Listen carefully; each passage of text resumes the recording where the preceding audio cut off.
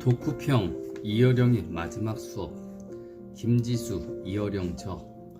열림은 출판 2021년 10월 26일 출간.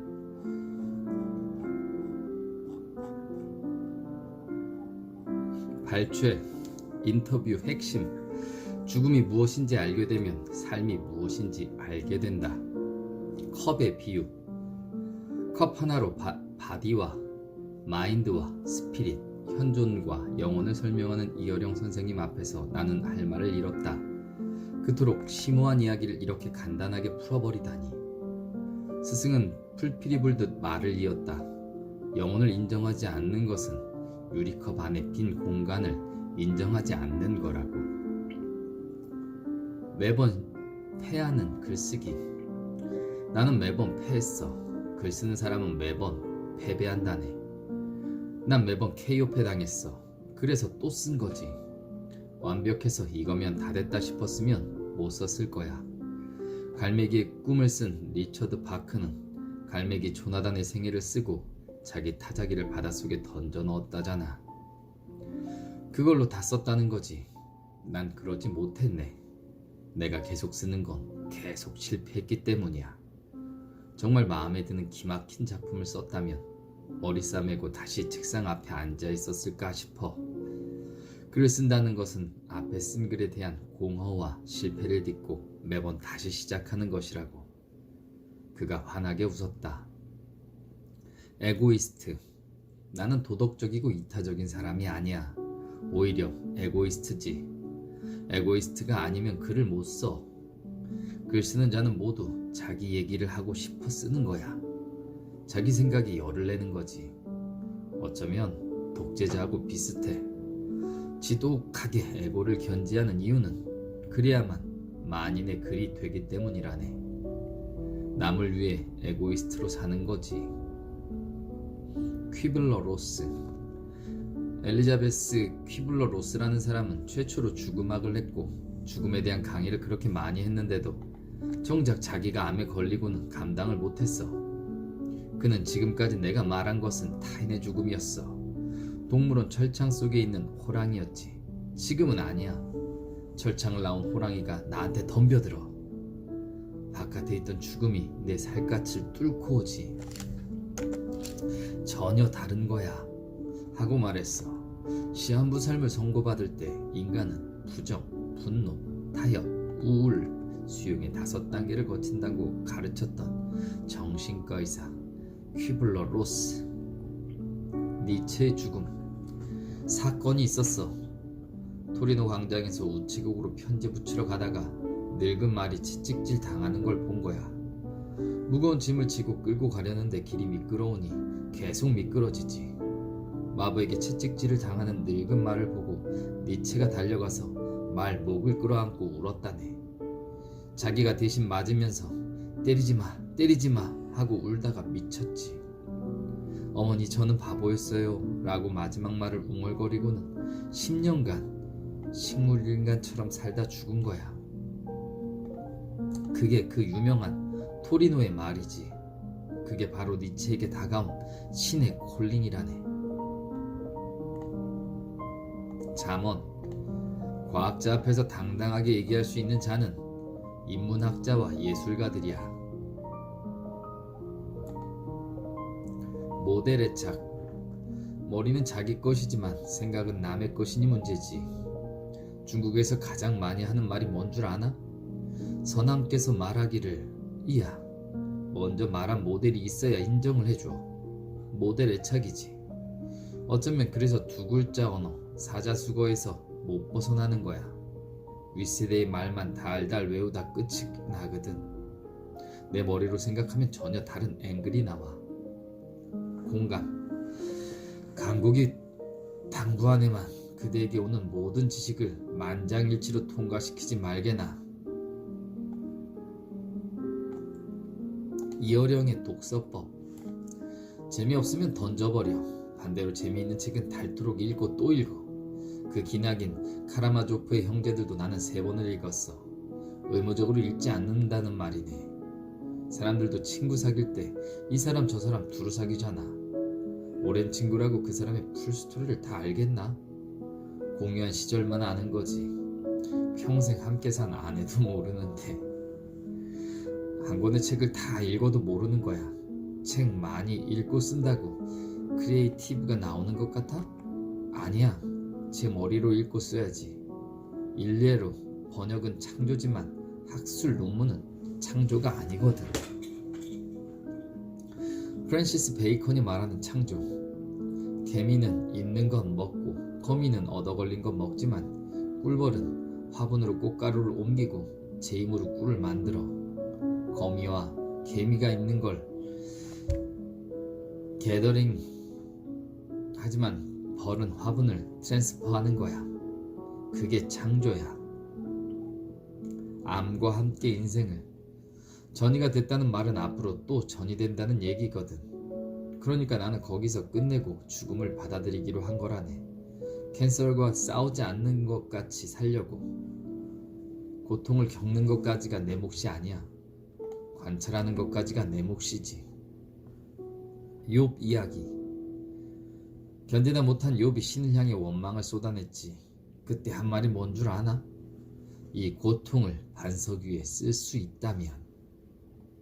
노인의 눈물. 늙으면 한 방울 이상의 눈물을 흘릴 수 없다네.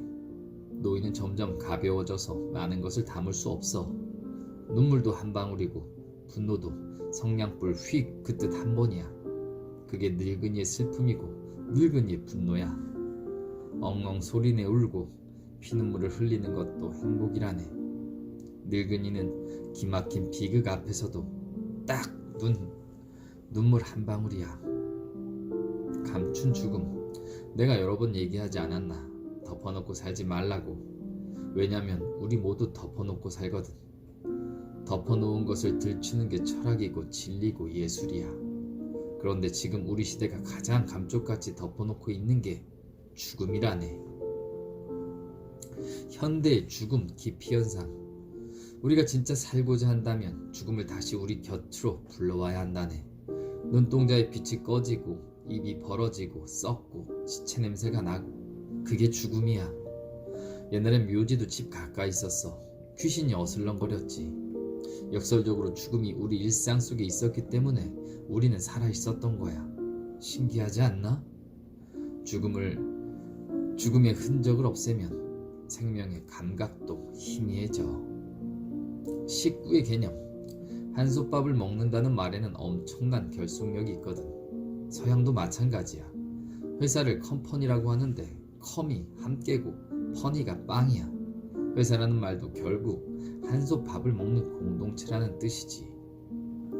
바이버 클락 섀도우. 셀러리맨들이 오후 5시가 되면 깨끗했던 턱 밑에 거뭇거뭇 수염이 돋아나지. 여자도 립스틱이 지워지지만. 거짓말이 만드는 평등. 학교에서 학생들 집에 무슨 가구, 가전제품이 있나 조사하던 시절이었어. 동급생들에게 무시당할까봐 냉장고, 피아노 없어도 있는 채를 했지. 어머니 없는 애도 아버지 없는 애도 다 거짓으로 있는 채를 했어. 초등학교 아이들의 평등에는 거짓말이 큰 기여를 했네. 거짓말만이 그 아이들을 평등하게 만들어줬지. 이어령의 외로움. 이 외로움 속에서도 수십 년씩 변함없이 관계를 맺고 찾아오는 사람들이 있어. 그들도 다 나처럼 외로운 사람들일 거야. 아포리즘. 질문하는 한 모든 사람은 배우고 성장한다는 것이다. 꾸며진 역사. 후대 임의로 덧붙여진 역사가 많지요. 갈릴레이에 그래도 지구는 돈다도 과학계가 종교계의 탄압을 부추기려고 갈릴레이 초상화 밑에 있던 글귀를 나중에 짜맞췄다고 해요. 사람들이 얼마나 많은 프레임에 갇혀 사는지 스스로 깨달아야 해. 어린애 눈으로 보면 직관적으로 알아. 이상하다. 나중에 풀린 의문. 새들을 관찰해보니 안 먹은 놈, 배고픈 놈이 가장 입을 크게 벌린다는 거야. 어미는 입 크기를 보고 배식 순서를 안다는 거지. 제비뿐만 아니라 모든 새가 다 그렇대.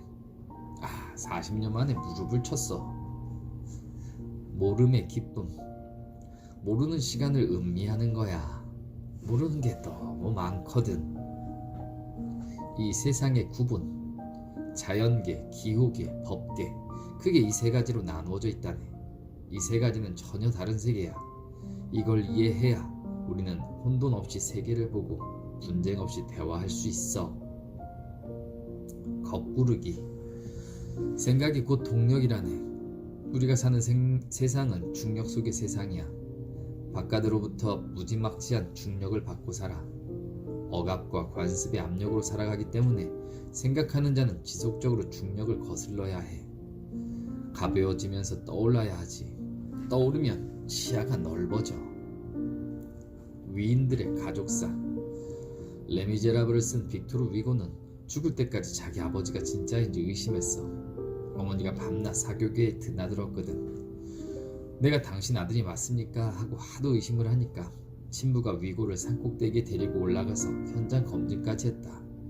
이 산이 너무 아름다워 손잡고 오르다 여기서 너를 가졌단다. 유명한 이야기야. 희망의 시그널 코로나. 전쟁, 역병 이후엔 생명이 꽃을 피워. 자연의 역사, 지구의 역사, 우주의 역사의 큰 드라마가 우연만은 아닌 것 같아. 한국 유학생들의 단점. 문제를 구체화하지 않고 일반화한다는 거야. 한국인들은 공통적으로 거대 담론을 좋아해. 나도 그런 특성이 있다는 걸 부정하진 않아. 하지만 나는 아주 작고 사소하고 구체적인 이야기에서 시작해. 추상적인 이야기는 질색이거든. 꼬리를 물며 파헤치기. 가혹해도 케이스를 파고드는 거야. 그 목적이 뭐겠나?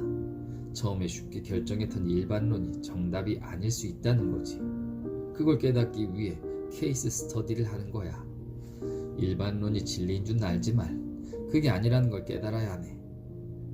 환자든 죄인이든 격리하고 처벌을 내릴 때 무조건 전체를 위한 결정이라는 일반론에서 시작하면 안 된다는 거야. 항상 개인의 관점을, 제도의 맹점을 함께 봐야 해. 그런 것들을 보완하기 위해서 재판도 법도 그물을 촘촘히 하고 정밀해지는 거지만 특정 상황에서 마음대로 할 수 있는 권력이 있다고 가정해보라고.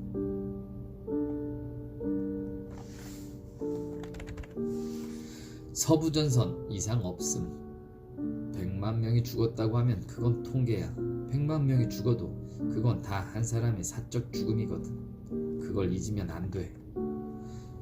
이 세상에 100만 명이라는 건 없어. 일본 작가들의 장점. 일본 작가들은 자신의 동물적 본능을 아무렇지 않게 드러내는 편이지. 자기 삶이 사소하면 사소한 대로, 비루하면 비루한 대로 정직하게 기록하는 인간들이야말로 담대한 사람들이죠. 일본 문단이 부러운 게 그런 사소설 분야가 잘 발달돼 있어요. 보들레르의 잠언. 주여, 내가 저들과 똑같은 숫자의 하나가 아니라는 것을 증명하기 위하여 아름다운 시 한 줄을 쓰게 하소서. 사회 심리학자 데이비드 데스테노. 빈자들은 늘 타인의 도움을 필요로 하기에 이웃의 부탁을 선선하게 들어주는 한편 부자들은 타인의 도움이 필요 없기에 이웃을 신뢰하지도 부탁을 들어주지도 않는다. 공감. 율리학을 죽인 게 심리학이야. 내가 악해서 저 사람을 죽인 게 아니야. 스트레스 받아서 그런 거야. 이렇게 분석하거든. 비유의 변화. 한때 인생은 마라톤이라고 했는데 지금은 더 나아가 인생은 춤이라고들 해요. 자기만의 바이브, 자기만의 리듬으로 살자는 거죠. 럭셔리한 삶. 가장 부유한 삶은 이야기가 있는 삶이라네. 스토리텔링을 얼마나 갖고 있느냐가 그 사람의 럭셔리지. 스토리텔링에는 광택이 없다네. 하지만 그 자체가 고유한 금광이지. 이혜령의 글쓰기 토대. 글을 쓸 때 나는 관심, 관찰, 관계, 평생 이 세 가지 순서를 반복하며 스토리를 만들어 왔다네. 관심을 가지면 관찰하게 되고 관찰을 하면 나와의 관계가 생겨. 죽음을 비유하다. 죽음은 신나게 놀고 있는데 엄마가 얘야 밥 먹어라 하는 것과 같은 거라고. 책을 읽는 이유. 나는 사람들이 책 읽는 이유가 두 가지라고 생각하네. 내가 모르는 걸 발견하려고 읽는 사람이 있고 내가 아는 걸 확인하려고 읽는 사람이 있어. 대부분은 확인하려고 읽는 거야. 이미 알고 있는 사실을. 예술가 비유. 신의 눈곱, 신의 귀지를 몸에 붙이고 태어난 아이들이야. 그래서 바보야. 쓸모를 따지는 인간 세상에서는 바보지. 알바트로스, 예술가. 알바트로스는 하늘을 날 때는 눈부시지만 날개가 커서 땅에 내려오면 중심을 못 잡고 기우뚱거려. 사람이 와도 도망 못 가고 쉽게 잡혀서 바보새라고 한다네. 하늘을 나는 아름다운 알바트로스가 땅에 내려오면 바보가 되는 거야. 그게 예술가야. 날아다니는 사람은 걷지 못해. 예술가들은 나는 사람들이야. 시인 보들레르처럼, 이상처럼 그들은 알바트로스에서 자기를 본 사람들이지. 지상에서 호랑이처럼 늑대처럼 이빨 있고 발톱 있고 잘 뛰는 놈이라면 예술가가 되겠나? 알바트로스니까 예술하는 거야. 예술가. 세상에 영웅은 없지만 영웅이 있다고 생각하면 용자가 나타나는 것처럼, 현자가 있다고 생각하면서 현자의 문화를 만드는 것처럼 반쪽 날개로라도 날아보려고 소설을 쓰고 음악을 하고 미술을 하는 자들이 예술가라네. 태아의 위대함이여. 아이가 아이의 의지로 나온 거지. 생일날이 그 의지와 힘이 가장 만개한 날이야. 출생일만은 하나님이 주신 날짜 중에 내가 골라서 나온 것이거든. 그 이후로는 전부 남의 간섭과 보호를 받고 산다네. 잠언. 여행자가 될 텐가 승객이 될 텐가 남의 신념대로 살지 마라. 방황하지 마라. 길 잃은 양이 되라. 방황하라. 무문석이 더 비싼 이유. 화문석은 무늬를 넣으니 짜는 재미가 있지요. 무문석은 민자라 짜는 사람이 지루해서 훨씬 힘듭니다. 결정이 어려움. 주인님, 감자를 잡을 때마다 이걸 큰 감자로 넣을지 작은 감자로 넣을지 도무지 판단할 수가 없습니다. 너무 힘이 들어요. 앞으로 저에게 이런 일은 시키지 마세요.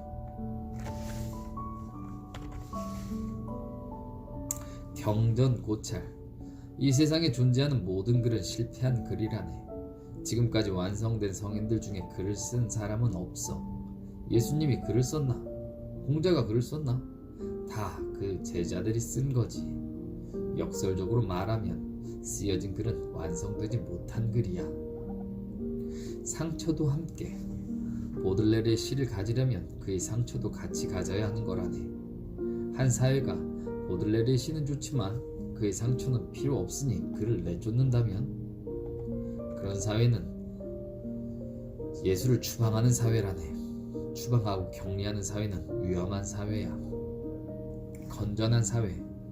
유럽과 미국의 역사를 보게. 마농 레스코라는 소설에도 나오지만 유럽에서 창녀, 깡패, 죄수들을 전부 배에 태워 미국으로 쓸어 보내잖아. 그렇게 해서 남은 사람들로 살아가면 그게 건전한 사회인가? 아니라네. 반면 미국은 그런 쓰레기 취급받던 인간들이 함께 모여 성장해 간 거야. 상처와 화를 동시에 가졌기 때문에 구대륙이 아닌 신대륙에서 새로운 종교 정치 문화가 끌어올릴 수 있었던 거야. 어머니. 어머니는 절대로 내 기억 속에서 돌아가시는 법이 없었어. 그때는 쌀이나 돈을 잡아야 좋아했는데 어머니는 달랐죠. 우리 애는 돌상에서 책을 잡고 붓을 잡았다고 내내 자랑을 하셨어요. 내가 알아 누워도 어머니는 머리맡에서 책을 읽어주셨어요. 그런 어머니 밑에서 자라서 나는 책을 읽고 상상력을 키우는 인간이 됐어요. 88살이 되어서도 어머니가 그토록 그리운 것은 어머니는 선생에게 밥이었고 책이었기 때문이리라. 프랑스 교육 철학의 기틀을 세운 장자크 루소도 어머니의 사랑을 몰랐던 사람 아닌가. 당시 유럽에서는 양자 제도가 있어서 귀족들은 애들을 다 시골에서 돈 주고 키워왔어. 똥오줌은 농부들이 다 받고 애는 다 커야 데려왔어. 일본도 사도꼬라는 게 있어서 애들을 시골에서 키우거든. 문훈. 책을 아무리 지성과 정성을 다해서 써도 소리 소문 없이 사라지기도 하고 개발세발 대충 쓴 것 같은데도 베스트셀러가 되는 게 있거든. 나중에 읽어보면 확실히 베스트셀러는 그때의 대중을 끄는 힘이 있어. 영성. 영적인 사람은 신을 보는 거야. 꿀벌이 적외선, 자외선을 보듯이 나도 사람의 기운은 느끼고 있네. 아무리 날 반가워해도 말문이 딱 막히는 사람이 있고, 초면인데도 흉마고우처럼 말문이 터지는 사람이 있어. 마음을 투시하고 초자연적인 것을 느끼는 것은 모두 영적의 일이라고 나는 생각해. 생명의 전곡을 찔렀을 때 정지된 화살이 살아서 부르르 떤다고.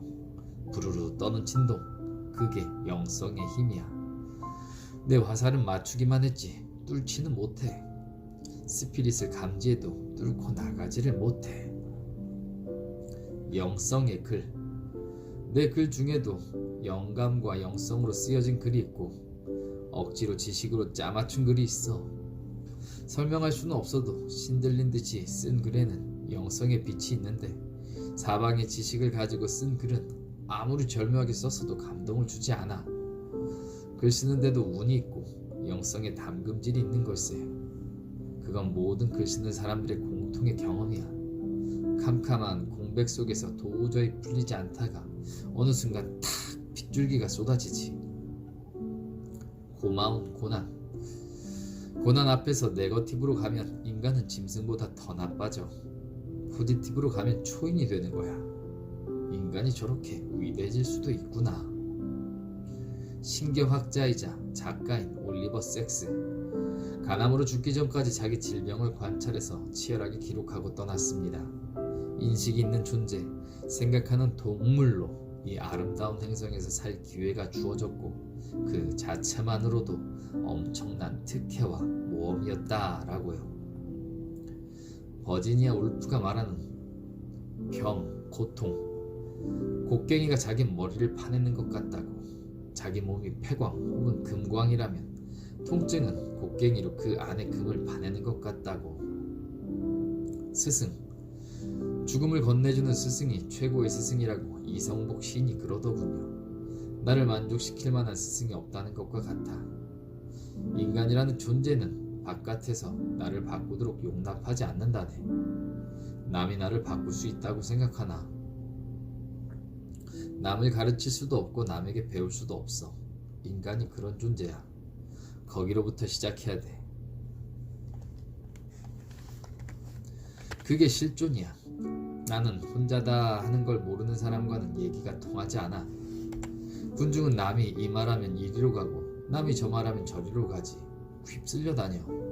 자기가 없으니까 자꾸 변하는 거라네.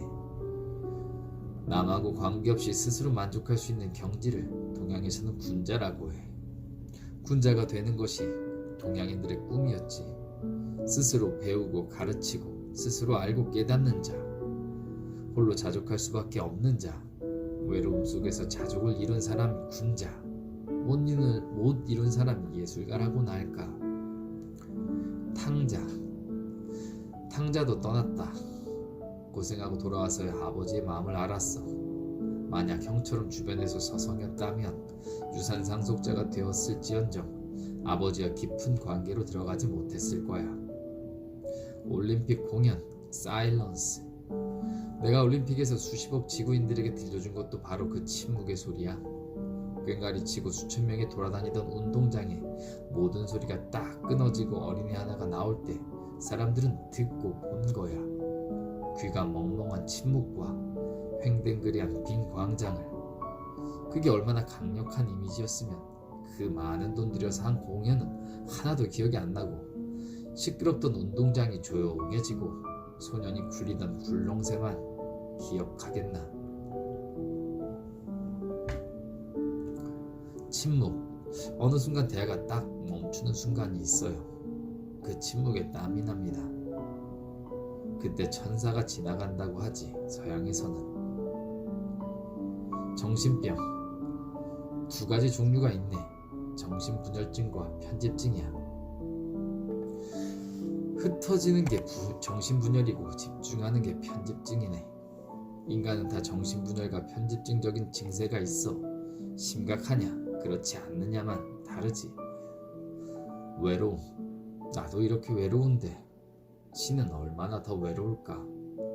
자네가 하나님 입장이라고 가정해보게 얼마나 외롭겠나. 샤넬 이야기.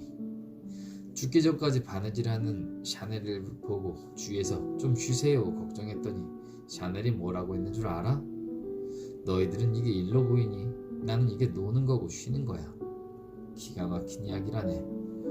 노동은 하기 싫은데 억지로 하는 거야. 생명의 울림. 주변에 있는 사소한 것들이 저희들끼리 부딪혀 나오는 진동이 파문을 일으킨다네. 지식은 울림을 주지 못해. 생명이 부딪혔을 때 나는 파동을 남기고 싶은데 쉽지 않아.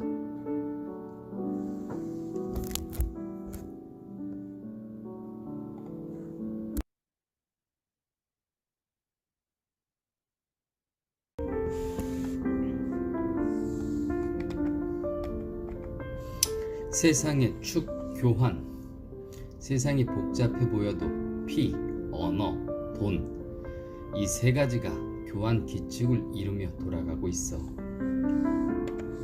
돈이란 내가 돈의 주인이 되면 돈은 나의 최고의 협력자고 하인이 되면 나는 최악의 인간이 되는 걸세. 돈에 무관심하란 말이 아니라 무엇인지 확실히 알아야 하네. 용서.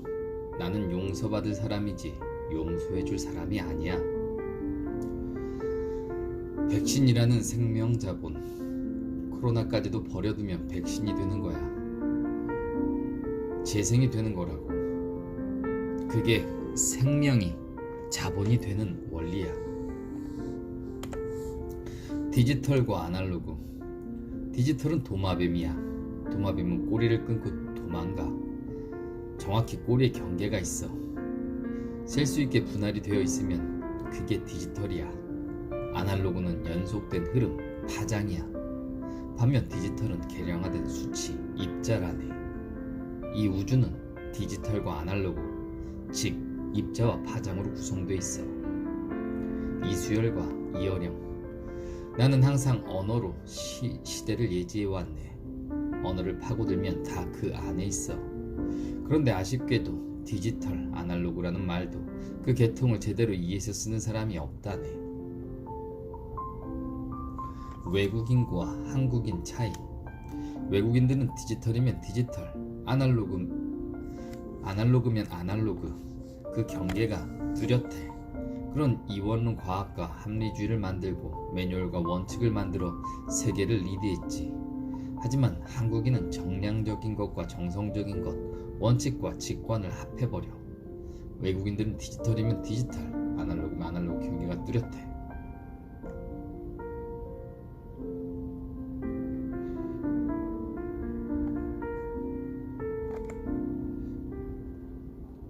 디지로그 정신. 라이벌의 어원이 리버야. 강물을 사이에 두고 윗동네 아랫동네가 서로 사이가 나빠. 그런데도 같은 물을 먹잖아. 그 물이 마르고 독이 있으면 동네 사람이 다 죽으니 미워도 협력을 해야 해. 에너미는 상대가 죽어야 내가 살지만 라이벌은 상대를 죽이면 나도 죽어. 상대가 있어야 내가 발전하지. 같이 있는 거야. 삶이란 목적 같은 것 없어. 생명, 살아있는 것, 그게 이 세상이라네. 눈물 나는 세상이라네. 웃는 사진.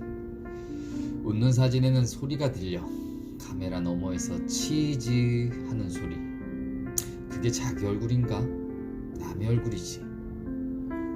용감한 자, 예민한 생명체. 어디서나 그런 존재가 있어. 새싹도 봄이 되면 제일 먼저 기어나는 놈이 있어. 꽃도 먼저 터지는 봉우리가 있듯이. 새벽이야? 하고 가장 먼저 머리를 쳐드는 새가 있는 걸세. 뉴욕에서 처음 본 그 새에게서 나는 나 자신을 발견하는 거야. 멋진 표현. 기차는 공장의 내장이 바깥으로 나와서 다니는 모양이었어. 시골 사람들에겐 경이로움 그 자체였지. 어떻게 공장 안의 기계가 바깥으로 나와서 돌아다닐 수 있지? 생각과 이해. 옛날 사람들은 기계 문명도 몸으로 이해하고 받아들이려고 했지만 오늘날의 우리들은 관성으로 받아들이고 있어. 그냥 그런가 보다 하는 거지. 우리 뇌가 얼마나 썩었는지 모르네. 역설적으로 옛날 사람들은 뇌가 덜 오염됐었어. 제 머리로 이해가 안 되는 건 못 받아들였지. 채플린 이야기. 찰리 채플린이 성대모사 대회 나가서 자기를 흉내내는데 등수 안에도 못 들었다는 일화가 있어. 모창하는 사람이 채플린보다 더 채플린 같았다는 거지. 대상의 특징만 정확히 뽑아내니 더 진짜 같은 거야. 죽음과 파도, 촛불. 끝없이 움직이는 파도였으나 모두가 평등한 수평으로 돌아간다네. 본 적은 없으나 내 안에 분명히 있어. 내가 돌아갈 곳이니까. 파도가 늘 움직이듯 촛불도 흔들린다네. 왜 흔들리겠나? 중심으로 돌아가기 위해서야. 촛불과 파도 앞에 서면 항상 삶과 죽음을 기억하게나. 수직의 중심점이 생이고 수평의 중심점이 죽음이라는 것을. 의미 있는 견해. 어미 등에 붙어 커서 우리나라 사람들이 천성이 착해요.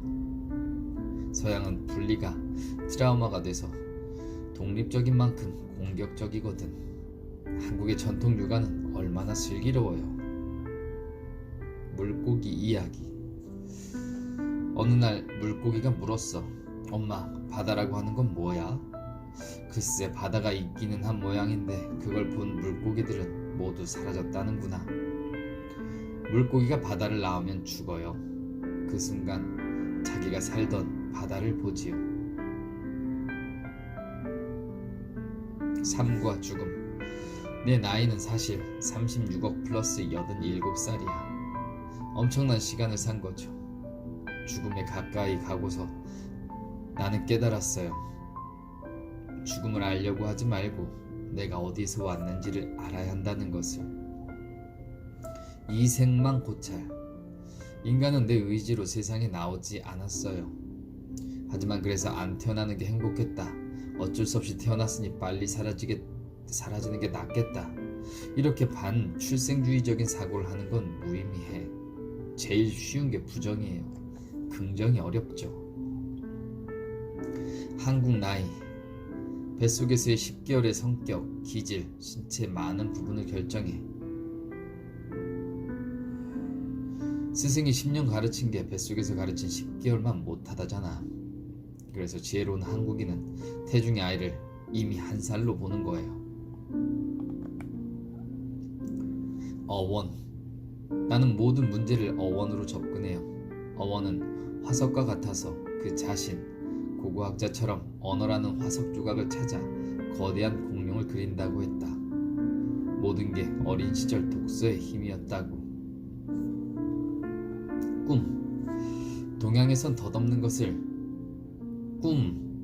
꿈몽이라 하고 서양은 판타지를 꿈이라 하죠. 삶은 선물. 모든 게 선물이었다는 거죠. 마이 라이프는 기프트였어요. 내 집도, 내 자녀도, 내 책도, 내 지성도 분명히 내 것인 줄 알았는데 다 선물이었어. 선물.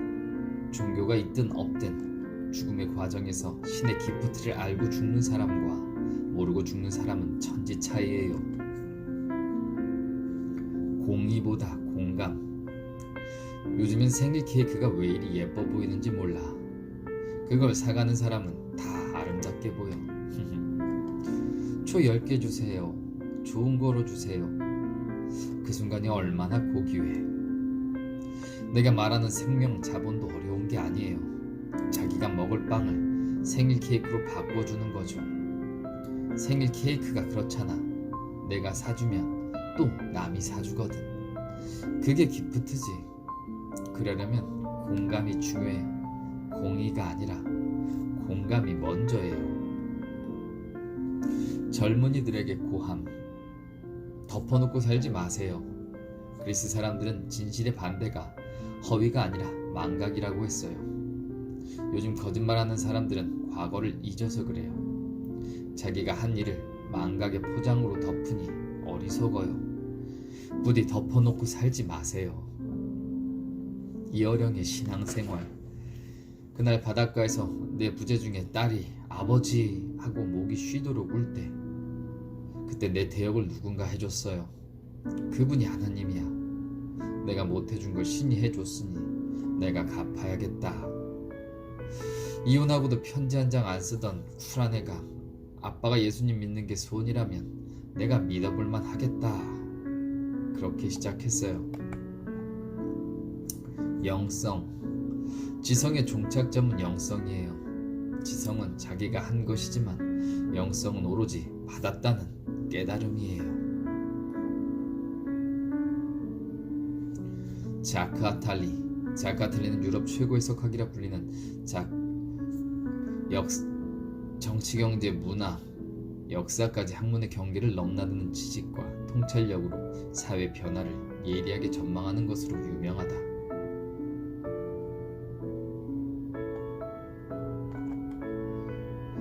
메멘토 모리. 죽는다는 것을 기억하라. 죽음을 잊지 마라 등으로 번역되는 라틴어 문구이다. 어휘 메멘토는 리멤버에, 모리는 투 다이에 대응한다. 동양권에서는 비슷한 말로 화무 11홍이 있다. 토정이지함. 토정이지함이 정월초에 책을 보며 미래를 점치는데 곧 자기가 벼루가 끼어질 운세인 거야. 본관은 한산이고 자는 형배, 호는 토정이다. 등용문. 용문에 오른다는 뜻으로 어려운 관문을 통과하여 크게 출세하게 됨, 또는 그런 관문을 이르는 말. 잉어가 중국 황허강 중류의 급류인 용문을 오르면 용이 된다는 전설에서 유래한다. 도스토옙스키가 사형 5분 전에 쓴 글 봐. 사형수한테는 쓰레기도 아름답게 보인다네. 다시는 못 보니까. 지드는 탕자 돌아오다를 쓰고 기독교인들에게 욕을 바가지로 먹었다네. 나는 생각이 달라. 이 정도의 성경을 읽을 줄 모르면 예수님을 뭐하러 믿나. 영화 추천 뷰티풀 마인드. 마지막 장면을 보고 눈물이 났어. 정신이 이상하다고 교수 집단에서 쫓겨났던 존 내시가 마침내 그 고통을 이기고 노벨상을 받았잖아. 유명한 애착놀이 포르트다. 포르트다 놀이. 프로이트는 한 살 손자가 포르트다 놀이를 하는 것을 본다. 아이는 포라고 외치며 실패를 멀리 던지고 실패에 달린 실을 다시 끌어당기면서 실패가 다시 보이면 다 라고 외친다. 포르트는 없다라는 뜻이고 다는 여기 있다라는 뜻이다. 22살의 문단 원로들의 권위의식에 비수를 꽂는 선전포고는 우상파괴로 유명인사가 된 이어령. 노견을 갓길로 바꾼 것. 서양에선 지금의 갓길을 로드 숄더라고 표현한다. 그 단어를 일본 사람들 그대로 수입하여 로견이라고 한다. 한국은 이 일본어 단어를 그대로 수입하여 발음되는 대로 노견이라 칭한 것이었다. 미토콘드리아는 외가의 혈통으로만 이어져서 그래요. 거슬러 가면 저 멀리 아프리카에 엎겨 벌어진 외할머니한테서 내가 왔는지도 몰라.